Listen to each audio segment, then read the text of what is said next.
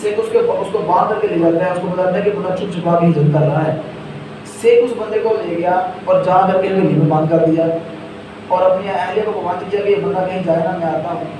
اب جب اس کی اہلیہ نے پوچھا کہ ہاں جی کہ تیرے ساتھ کیا معاملہ، اس نے ساری اپنی سارا گزشت سنائی کہ جناب میں وہ ہجرت کر رہا تھا، میں ان کے ہاتھ آ کے پڑھ کر قید کر دیا گیا. تو اس نے بھی بتایا کہ میں بھی وہ عورت ہوں جو مسلمان، میں وہ عورت ہوں جو مسلمان، لیکن مجھے زبردستی انہوں نے اپنی بیوی بنایا ہے اور مجھے اپنے پاس رکھا ہوا ہے.